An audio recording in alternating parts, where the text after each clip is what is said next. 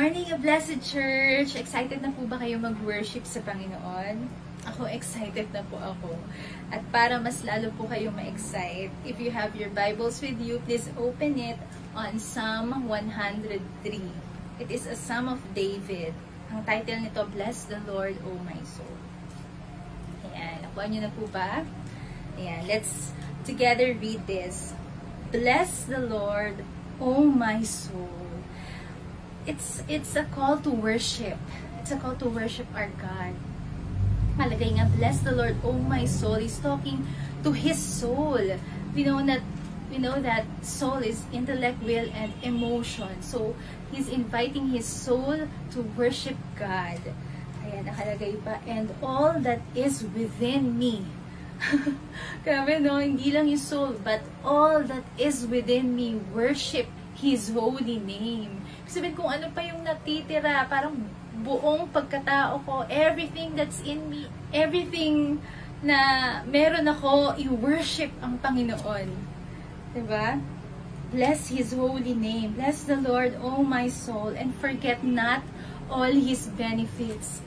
And alam naman natin, ang benefits natin bilang Kristiyano, nakalagay, forget not, wag nating kalimutan. Ibig sabihin, i-remember natin palagi.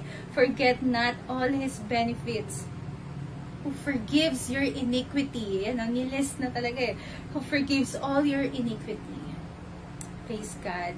His beautiful mercy every day. Who heals all your diseases. Who redeems your life from the pit. We know that the biblical term of pit is destruction, diba? So, nakalagay doon, who redeems your life from the pit. Alam natin yan.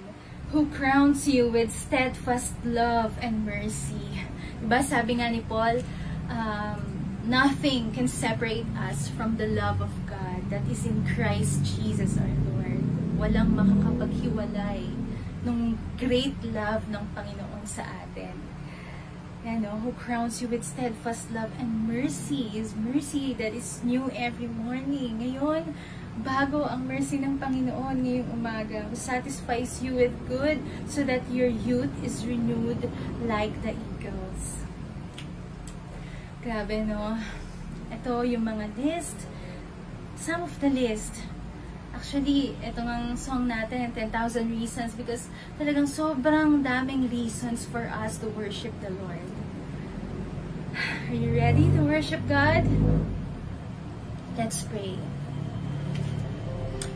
Father in heaven, You are so great. You are so awesome, Panginoon. Napakalaki ng pagmamahal mo, Father God, sa amin. Panginoon, touch our hearts, Father. May our soul, and that's all within me, Panginoon, worship You. Worship Your holy name, Father God. Father, help us to focus on You. Help us to focus on Your love. Lord, fill us with Your Spirit. Open our hearts for You, God. Thank You, Father, for this morning. Nasama-sama kaming magpupuri at magpapasalamat at makikinig ng Inyong salita. Pinupuri Ka namin, Panginoon. Sa Iyo lahat ng glory, Panginoon. We praise You, God. Our God Most High. In Jesus' mighty name we pray. Amen.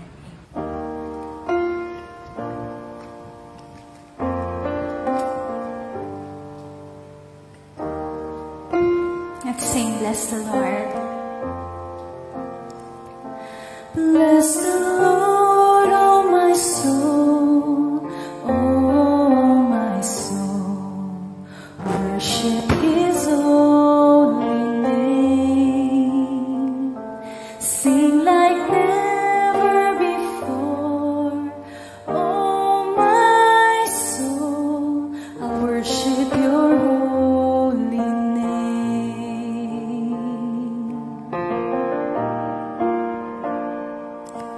The sun comes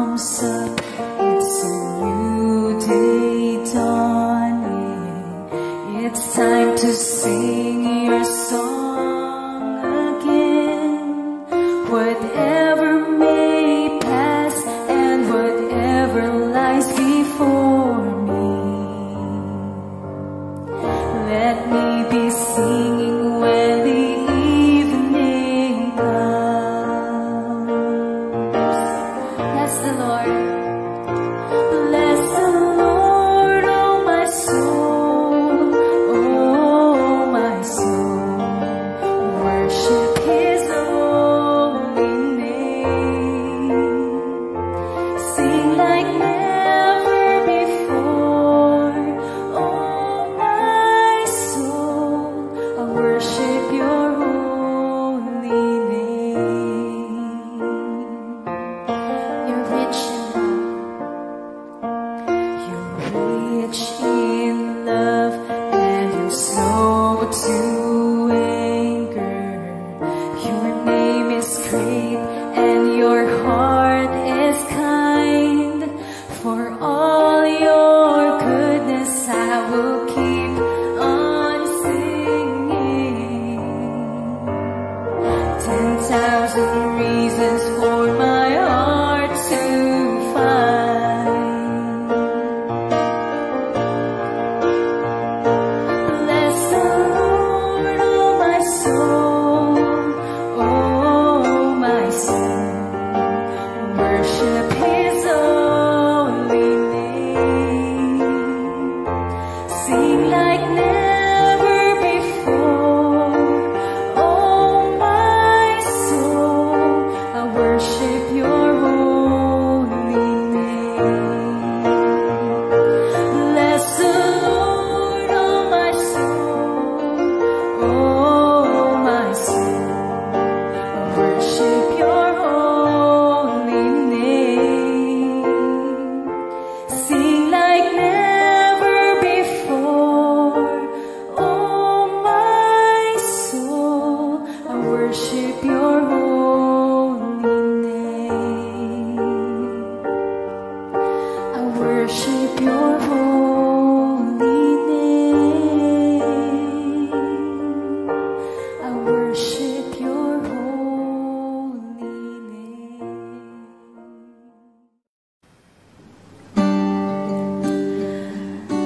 Let's continue to worship our God, our beautiful Savior.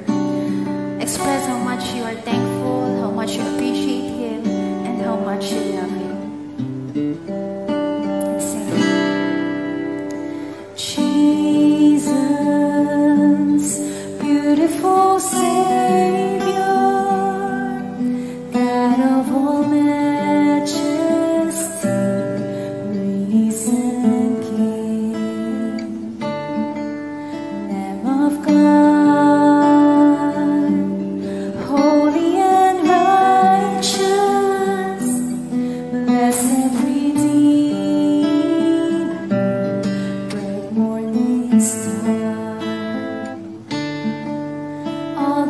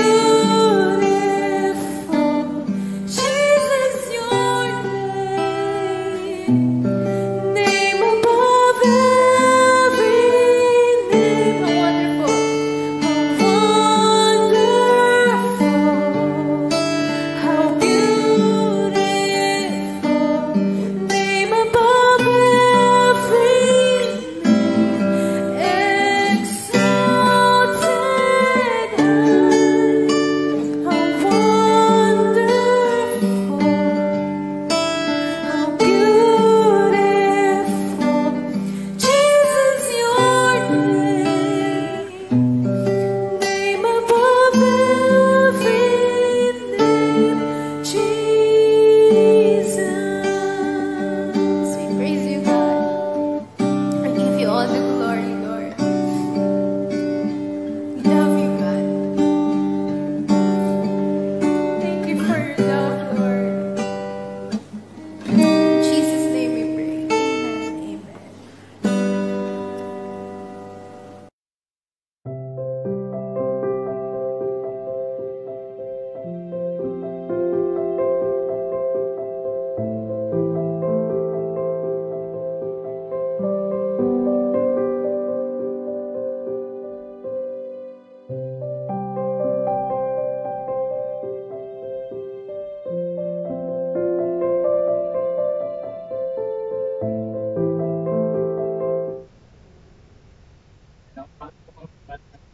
Kamusta na po tayong lahat? So nakakalugod po, no? At talagang I'm overwhelmed with joy na after how many months or more than a year. So ngayon, itong pag-minister ng ating Lord Supper ay gagawin po natin dito sa ating pananambahan dito po sa pulpit. So with that, I hope na sana handa na po yung ating mga elemento, yung pong ating tinapay at yung pong ating inumin na ating gagamitin. Para po sa ating worship din nandito, I hope na ready na rin yung ating mga elements. Okay? So, sama-sama po natin pagmuli-mulihan at ibalwin po natin yung ating sarili habang binabasa ko po itong mga sumusunod na talata para po sa paglilinaw at dahilan at kahalagahan po nitong ating gagawin na banal na hapunan. Ang habag ng Panginoon ay isang banal na gawain. Isasagawa natin ito bilang pag-umitas sa ating tagapagligtas na si Jesucristo, kaugnay ng kanyang sakripisyo at kamatayan sa krus bilang ganap na kabayaran sa ating mga kasalanan. Kaya naman, marapat na sagawa ito na may pagdiriwang at pagpatuloy hanggang sa kanyang muling pagdating. Ang tinapay at inumin na ating tatanggapin ay bawat mga elemento lamang na sumisimbolo sa katawan at dugo ni Jesus. Tandaan po natin, na wala sa mga ito ang may nangyayari na mag-alis o mag-release ng kasalanan at pagbigay ng kaligtasan sa ating mga kaluluwa. Sa halip, ito ay sumasalangin sa katawan ni Jesus na siyang tumanggap ng buong parusa at pagkamuhi ng Diyos laban sa kasalanan. At sa dalisay ng dugo na nagpatibay sa kanyang bagong tipan ng pag-ibig para sa atin. Ayon po kay Apostol Pablo, sa unang Korinto 11:29, ang sino mang kumakain at umiinom ng hindi kinikilala ang kahalagahan ng katawan ng Panginoon ay kumakain at umiinom ng kahabulan sa kanyang sarili. Kaya naman po, isagawa natin ito sa paraang nangalapat. Ang paraang nangalapat ay tumutukoy sa pagtanggap ng mga elemento ng kalakip, ang pagkilala kay Jesus bilang tanging Panginoon at tagapagligtas. Nangyayari po kayo ng sandali ngunit at binuko upang saliksikin ang ating mga sarili batay sa ganap na kapatawaran na kanyang iginawad sa atin. At kung ikaw naman ay nanonood at nakikinig sa unang pagkakataon, inanayahan itong lumapit kay Jesus, pagsisihan at hihingi ng tawad ng iyong mga kasalanan at tanggapin siya sa iyong buhay bilang tanging Panginoon at tagapagligtas.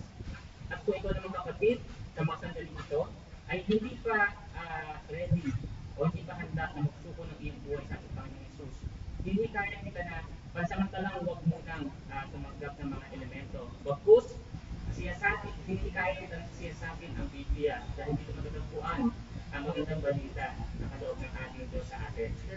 Tayo rin manalangin.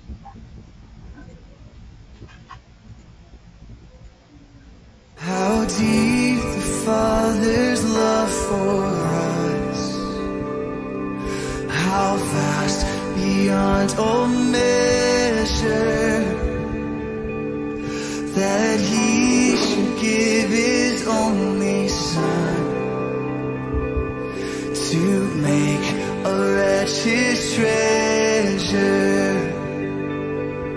How great the pain of searing loss, how deep the Father's love for us, how vast beyond all measure, that He should give His only Son to make a wretch His treasure. How great the pain of searing The Father turns his face away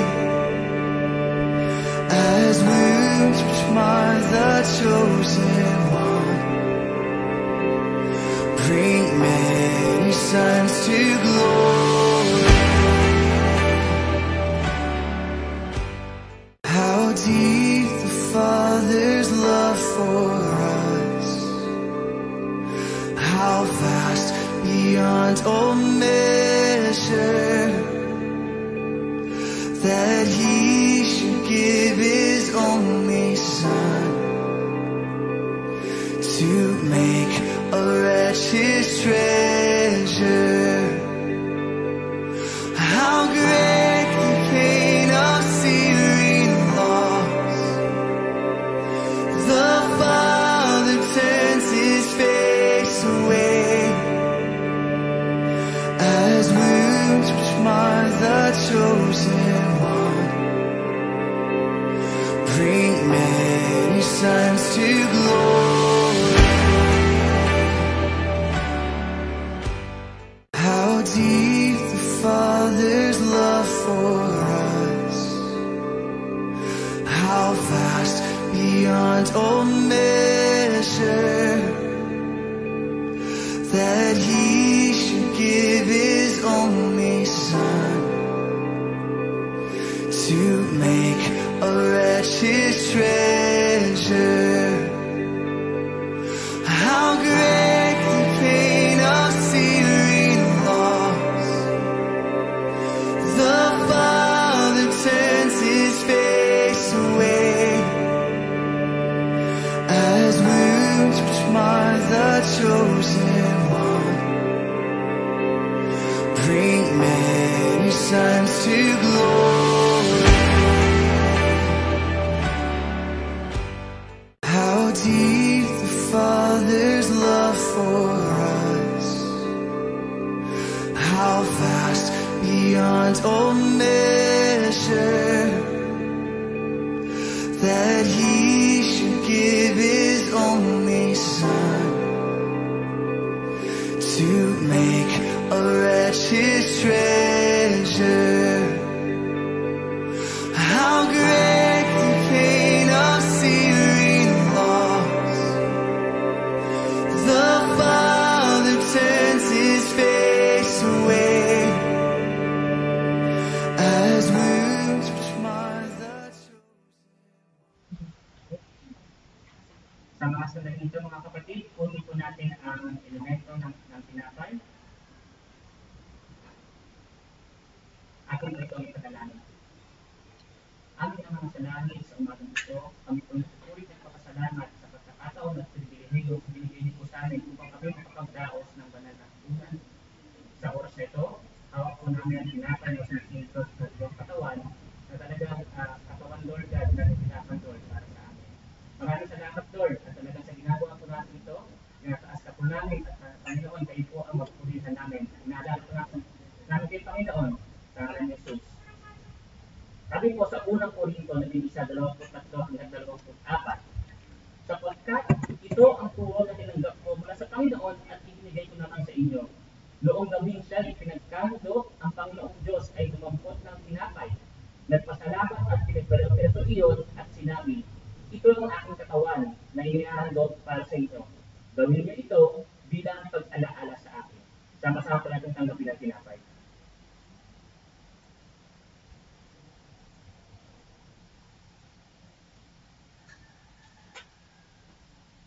Pugin po ang Diyos, amin ang pong punin ng inumin, ating po ito ang ipanalangin.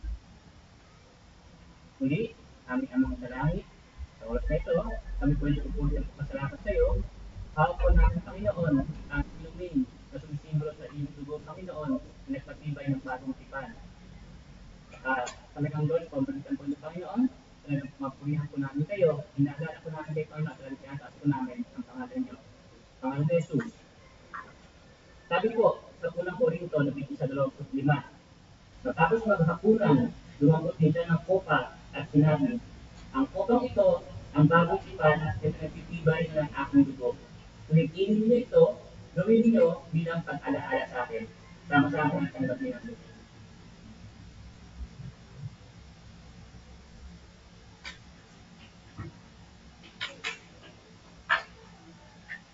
Puritan Diyos. At bilang magtatapos, sabi po sa unang Korinto, 11:26, sapagkat kung kakain kayo ng tinapay na ito,